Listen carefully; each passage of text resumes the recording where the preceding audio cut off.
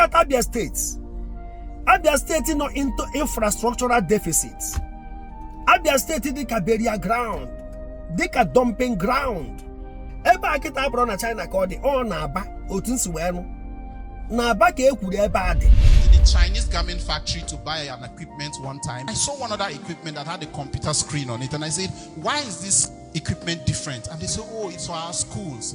And I said, how do you mean your schools? He said, in China, every factory that produces something must have a section where you have an R&D department that is dedicated to teach secondary schools, primary schools, and university the same thing that you're doing in that factory. At what age do the schools introduce this to their students? High school level. High school level. Walk around the school. I am not sure you will find any of such laboratory.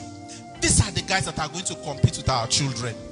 Education is no longer a privileged thing. But you know what is more privileged now? Your ability to produce something, to do something with your hands. From next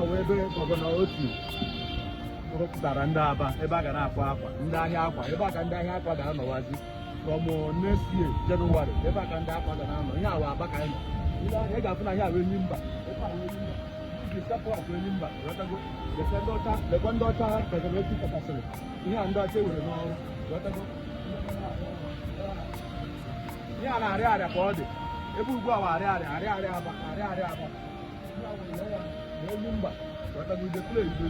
Igbo ndị ọmọ gadara mma ana m ekene onye ọbụla ụmụnne m aha m brother Paul Chigbo. Ife unu na-eketa nwanne anyị nwoke kọwara ebe gọvanọ Alex Oti elo ebe ndị na-arụ akpụkwụ ya ada nọzi ọkwa unu fụrụ na the glory is being restored. Ekene dịrị Chineke. Ana m ekene Chukwu n'isi gọvanọ Abia State gọvanọ Dr. Alex Oti na-ekene mama ya bụ onye gbara mbe wee kpọọ result ife atụta n'akwụkwọ. Ọ mmadụ ka Chineke ji arụ ọrụ. We are just mediums in the hands of God. We are like pencil in the hand of the artist. We are like microphone on the hand of the speaker. Otu akode. O wepụtara onwe ya Chineke were ya arụ ọrụ. It's a legacy. That woman will never be forgotten. Look at Abia State. Abia State is not into infrastructural deficits. Abia State is a burial ground. They a dumping ground. Later glory na carry the former. From return what they call democracy in Nigeria. No, all the governors account if I had good revenues are and what have you. But that is by the way. Eventually you could ni honyo boy. Ozu amara akpu ogene ya nere gbanya n'ọdụ. Ona for this factory unu na afukita ebe a na-egosi ndị akpụkụ ya dano. Inekwa anyị ya afụkwa ebe a na-alụ akwa. Ebe akịta abụrụ na China ka ọ dị ọ na-aba otu nsiwenu. Na-aba ka ekwuru ebe a dị. Na-aba. Nyeke nwanne anyị nwoke jekwa anụ je jukwa ese. Unu fụkwa ka ihe onyonyo ya play kwa na mbụ. And for the secret in the China just succeed. And on a school. And now I study practical. Every factory you academic department. Every factory. And no if you know to say no negarianya. No to a pour outside the beach and so on. Now factories cap on the if you guarantee go the future of their children. Kahadi productive. Na China, somebody near ifo ye gota na hawk afia or see an ochori ego were go we near afro mi ho onyonyo ya the person do no mana no ye gafia or do no me gafia urukwe ga ho nyere echiga ya somebody China. They don't collect free money. They believe that you will pay for service, you will pay for products. If you need your ways nke ba ye ba bo your laziness and what productivity and what industries and now yogare ijekwa ebuje mozu na mortuary ozu my father ndị na mortuary do anything for the boys. Morticians do anything for the boys. Ije na pharmacy ka ije goro ogwu ka na apụ security ayo ego and eje anya ọma were eje ogwu onwe onye ọ dere mma bịa bụ na ogwu ma je na pharmacy. I find afu n'obodo laziness. We are just consumers, we are not producers. If I catch Ndi Igbo, onye ka nji wee na-eti ọnụ ihe onyonyo a. Ndị gọvanọ Anambra State, Gọvanọ Prọfesọ Chuma Soludo, Gọvanọ Imo State, Gọvanọ Hope Uzodimma, Gọvanọ Enugu State, Gọvanọ Enugu State ị na-anwa ike gị. Mana anyị chọrọ ka imetụ aka ndị ọzọ unu na-anwa ike unu. Gọvanọ Francis Enwefuru of Ebonyi State. Anyị chọrọ ka unu nebake n'anya na power source. Ife mere Aba ọ na-echigata Ụmụahịa, different areas, on our touch health sector, on our touch infrastructures, social amenities and all that. Now touch the trade department, commerce and industries.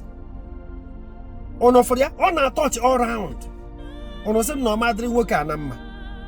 Keve bata na other states no na Ndi Igbo. Enwebero meeting. Ka imekwa ife eme na abia.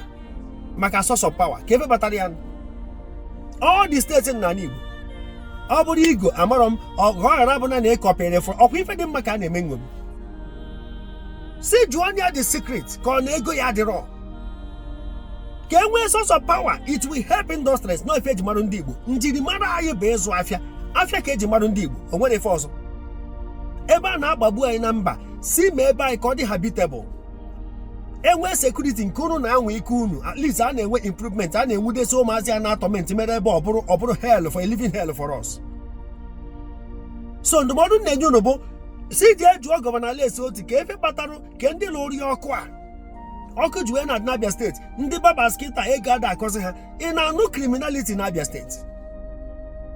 Everybody na-ebuba ma baba ma onye weda ma ndị dọma ma ndị na-egbu osisi na timber. Everybody, all power, electricity. Neka industries are revive. Industries ndị Igbo debere ego. Individuals nwere factories na Ghana. Ama m ndị nke na-alụ jeans na Mexico. Ha na-akpọcha m n'ekwentị na-esend their factories. Ewesia ndị ọcha n'ọlụ. Ụmụazị banyị nọ ebe a na harvest ọga n'ime ọfịa.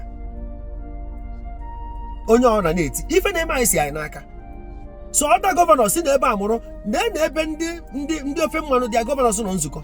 N'ebe ha nọ nzukọ. Na-eji governors. Ebe ha nọ nzukọ, o nwekwa egwu ha na-agụ asị na Oduduwa anthem.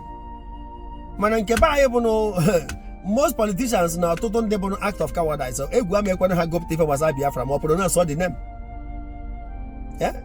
Onye na-eme ogbu ya sị na mmadụ ka ọ na-eme. Mana ihe ada anụ Oduduwa na-anụ arịwa. Akụzie nke anyị ọbụla arụ. Mana ọ bụrụ ife ka m bịara ikwu ebe a. N'ebe ha nọ nzukọ, ha na-eme ka ife ọnụ the 6 governors, irrespective of your party, ha debe ya n'akụkụ. Otu a ka ọ dị 19 governors na North. Mana ka ugboro ndị gọvanọ anyị nọgoro ka e nwee blueprint ebe a n'Igbo ya nọ in 10 years. Ọ ife nka na-ajụ kedu ebe emegoro nzukọ. Anyị chọrọ ịfụ ihe onyonyo unu ji anọ nzukọ kwuru nzukọ every month, every 2 months a na-agba izu ma insecurity, interstate security, all this thing ife gbasara agboro. How do we industrialize enwe that unity? Ọ bụrụ na eme ha nzukọ ka eke unu esi eme plan unu onye agbarịga n'iru onye but if we work as a team, oge mmadụ ife nwanne gị na-eme o nwere onye you are not competing ka ebe a ka ebe a mma ma ọ ka ife dị mkpa bụ ka anyị Igbo dị mma. Anyị kweta na anyị bụ ofu, unu alụkọ ọnụ, unu ejikọ aka ọnụ na ọrụ ekere ka agwụ na-agwụ. Mana onye akọrọ na-aga ebe a, onye akọrọ na-aga ebe a, ndị nke a na-eme ebe a, ndị nke a na-eme ebe a. No unity, no picture, no blueprint, no plans for the region.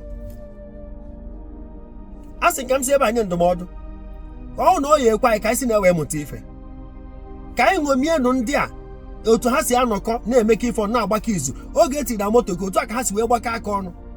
Mana ka sekuriti eji n'ala Igbo akọrọ ebube agụ na ha na-eme nka, akọrọ forest guard na o nwere sekuriti eji. Mbọ niile agba bụ ESN na-agbanyeghị na aha hijackịrị ya n'ọka akwụsị ya. Na federal gọọmenti kwuru na anyị akwụsị ya, mana oge a chọrọ ịkwụsị nke ndị ha jụrụ ajụ. Mbụ ndị amoteko ha jụrụ ajụ maka Ishba nọ na North. Anyị ama ka esi wee bido ya. Mbụ Ishba ha nọ na North. Anyị nwa nọizie ka nwa enwe nna. Kịta a na-amakpụsizi ruling party, amabuchezi ruling party akwadozie Muslim ticket. Nekwe ka ọnọdụ dị. Nee ka ọchanja dị kịta ka main market ya da baba second tenor. Maka ịbazie party masị nwụzi mba nọ ife ọhụrụ n'ime federal gọọmenti abak ya gị. Enwero immunity for impunity. Before God, there is no immunity for impunity. I tell you. Ka isi nnefe a wee mụta ife ụmụnne m ka anyị menụ tata ka ọ dị better than yesterday mekwa echi ka ọ kata mma. Aha m brother Paul Chigbo, zisa ihe onyonyo a ka emesịa.